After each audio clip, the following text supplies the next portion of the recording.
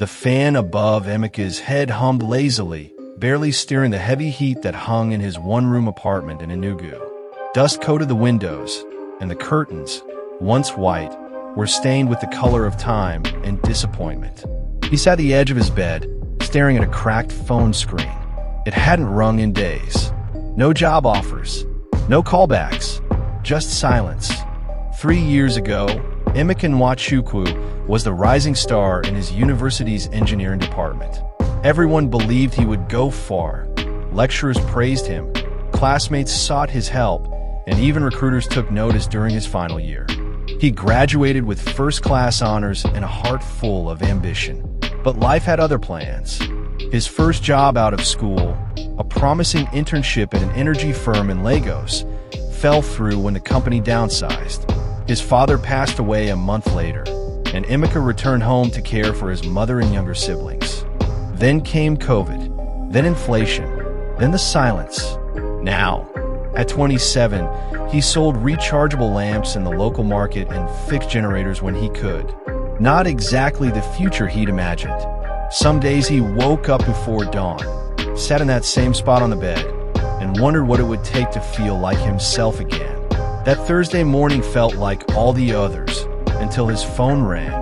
It buzzed weakly in his hand, the screen flickering with the name, Professor Ajayi, his old project supervisor, the man who used to challenge him to dream beyond boundaries. "Hello." Emeka's voice cracked, unsure. "Emeka, my boy," came the familiar baritone. "I've been trying to reach you. Are you still working in Lagos?" Emeka hesitated. "No, sir. I'm back in Enugu. Things haven't gone as planned." There was a pause. "Listen, there's a renewable energy startup in Port Harcourt. They're looking for someone with a strong background in off-grid solar systems.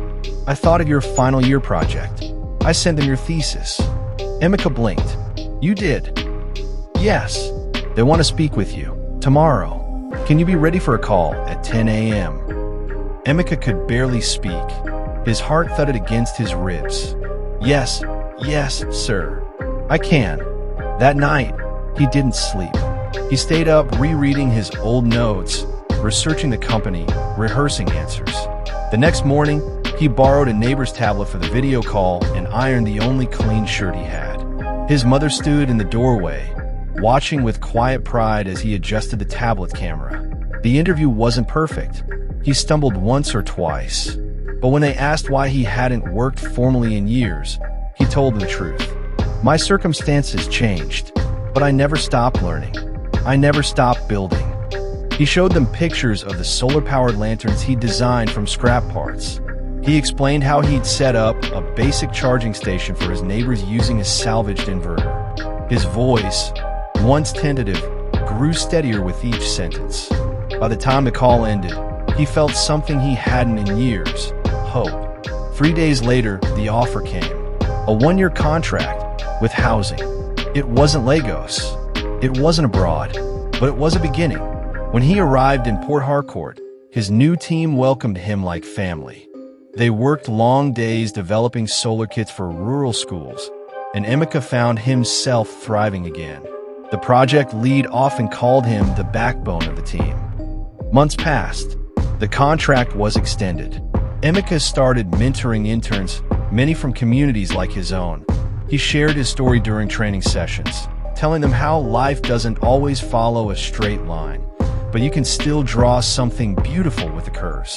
Years later, when Emeka was invited to speak at a National Youth Innovation Summit in Abuja, he stood on stage in a crisp navy suit, looking out at a sea of young faces. "I almost gave up," he told them. "I thought one failure, one pause, meant the end. But then came a call, one voice that reminded me who I was." And that's the power of resilience. Sometimes, all it takes is one opportunity, one reminder, one spark. He paused, smiling. "That call didn't just offer me a job.